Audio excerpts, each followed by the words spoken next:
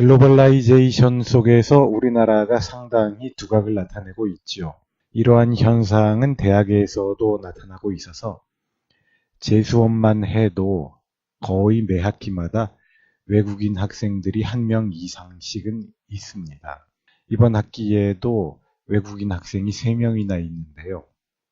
그들과 수업을 같이 하는 것은 매우 반갑고 즐겁고 행복한 일입니다. 이번 학기에는 낭만주의 연극 수업을 하다가 그 외국인 학생들 중의 한 명인 파라과이 학생한테 부탁을 해서 그 나라의 국가가 한국어로 번역된 버전을 찾아가지고 다른 학생들이랑 그 가사의 의미를 음미하면서 아주 감동적이고 의미 있는 시간을 가졌습니다.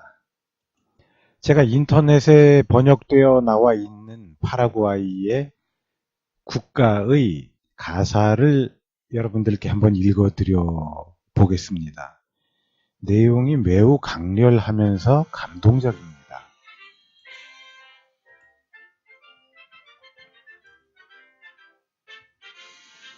아메리카인들은 불행하게도 독재자에 의해 300년간 억압받았도다. 하지만 파도처럼 전진한 또 하나의 위대한 날. 이제는 그만, 그들은 말했고 독재자를 물리쳤도다. 전투 속에서의 위대한 우리의 아버지는 군인다운 영광을 나타내셨도다. 그리고 독재자를 무찌르신 후 개선의 모자를 올리셨도다. 파라과이인에게 공화국이 아니면 죽음을 달라. 우리의 영혼은 자유를 주었도다. 화합과 평등이 다스리는 곳에서는 압제자와 노예는 존재하지 않으리. 파라과이 국가 가사 중에 제가 1절만 읽어드렸습니다. 압제자에 저항하면서 공화국이 아니면 죽음을 달라라고 외치는 그들의 정신이 정말 놀랍지 않습니까? 우리만 고난의 역사나 위대한 역사를 가진 것이 아니라 다른 사람들도 우리 못지않은 절실한 바람과 그것을 실현하기 위하여 처절히 싸우는 고귀한 영혼을 가졌다는 것이 너무나도 새삼스럽게 저한테는 와서 닿았습니다. 낭만주의 연극에 대한 수업을 하다가 막연히 제 느낌에 이 나라의 국가가 만들어졌을 때 이 나라의 파라과이의 국가가 채택될 때에는 그것이 시기적으로 낭만주의의 영향을 받았겠다라는 생각이 들어서 그 학생에게 한국어 번역을 찾아봐 달라고 부탁을 했던 것인데 역시 노래의 가사를 음미해보니 내용이 매우 로맨틱합니다. 사실 우리가 월드컵 같은 것을 할 때 경기의 중계를 보면서 경기가 시작할 때 각 나라의 국가가 연주되고 불려지고 그 노래 가사가 화면에 번역되어서 나오고 하는 내용을 보면 각각의 나라들의 국가들이 너무나도 처절한 내용들을 담고 있어서 무척 놀랍습니다.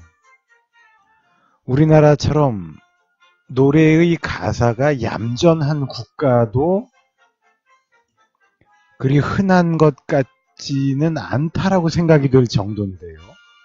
아무튼 매우 많은 나라의 국가들이 매우 가열찬 역사적 투쟁의 내용을 담고 있는 것에 놀라게 되는 것 같습니다. 그런 내용을 담고 있는 국가 중에 우리에게 제일 잘 알려져 있는 것이 프랑스의 국가이지요. 인터넷에서 프랑스의 국가 가사를 찾아서 보면 그 내용이 무시무시합니다. 제가 조금만 읽어드리겠습니다. 1절의 내용이 이러네요. 가자 조국의 아들 딸들아, 영광의 날이 다가왔다. 우리를 치려고 저 독재자는 살육의 깃발을 올렸다. 들리는가? 저 들판에서 지저대는 흉악한 군인들이 우리의 턱 밑까지 왔다. 그대들 저 자식의 목을 노리고. 무장하라 시민들이여 대오를 정렬하라. 전진 전진 저 더러운 피 고랑을 적시게. 무엇을 바라나 저기 저 노예들, 저 매국노 왕당파다. 누굴 위해 저 허접한 족쇄와 쇠사슬을 그토록 준비했나. 프랑스인들이여 분노해야 한다. 격정으로 들끓어야 한다. 저들이 감히 우리를 예전의 노예로 되돌리려 한다. 무장하라 시민들이여 대오를 정렬하라.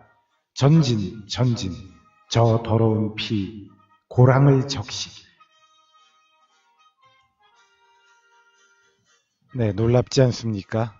우리에게 문화의 나라, 예술의 나라로 알려져 있는 점잖을것 같은 프랑스 사람들이 자주 부르는, 일이 있을 때마다 부르는, 매일 부르는지도 모르죠. 프랑스 국가의 노래 가사 내용이 이렇습니다. 우리의 동해물과 백두산이 마르고 닳도록도 고귀한 정신과 위대한 정신, 그리고 스케일, 큰 상상력, 이런 것들을 포함하고 있죠. 다른 나라의 국가들도 이러한 것들을 포함하고 있습니다. 이렇게 고귀한 정신, 대의, 거대한 상상력, 이런 것들이 바로 낭만주의적인 것입니다.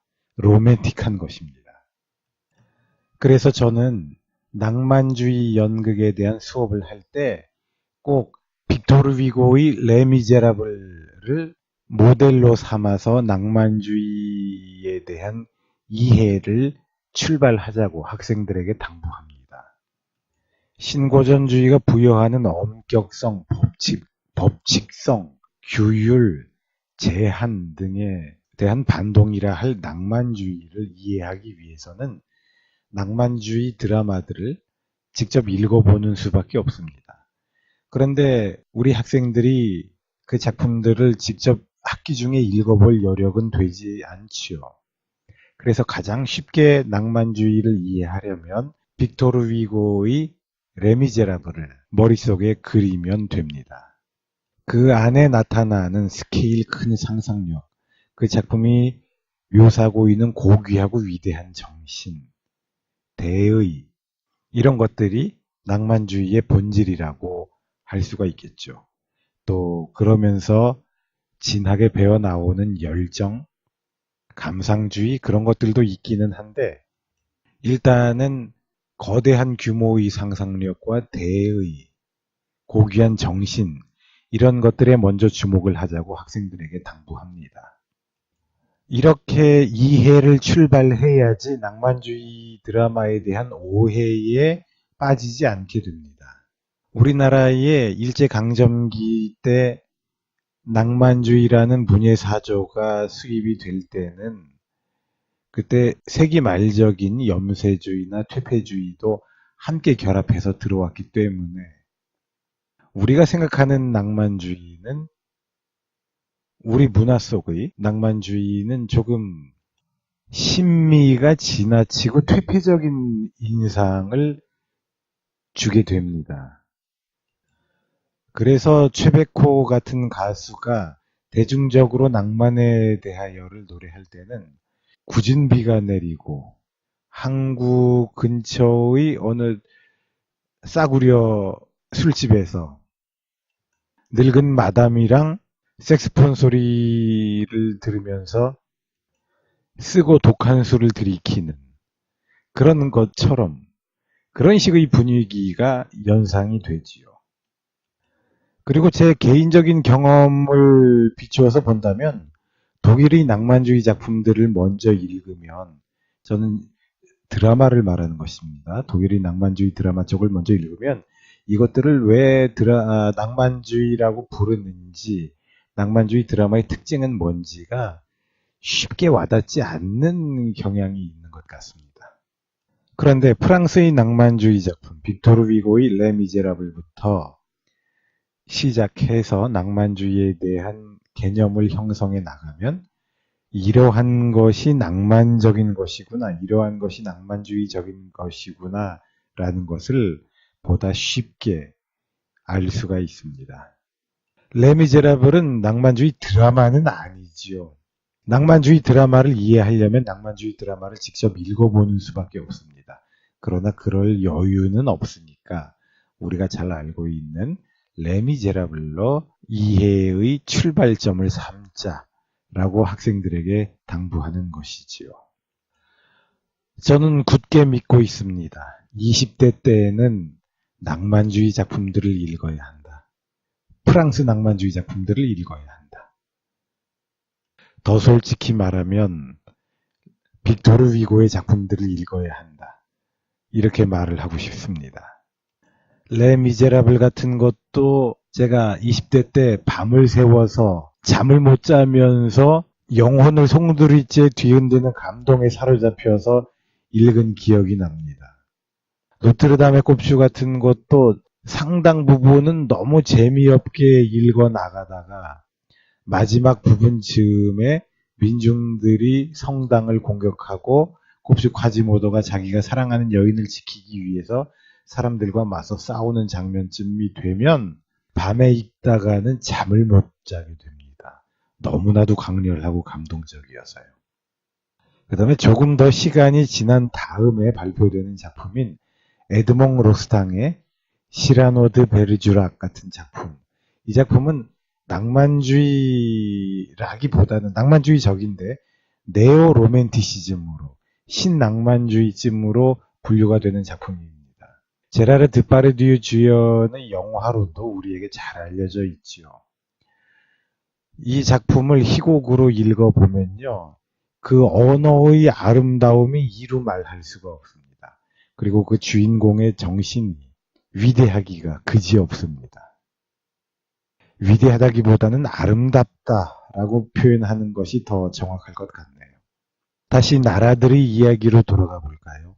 19세기 말과 20세기 초에 민족 국가들이 성립이 되고 근대적 국가들이 형성이 되고 할 때 그들의 형성에 정신적인 바탕, 정서적인 바탕 혹은 철학적인 바탕에 낭만주의가 많이 작용했나 봅니다.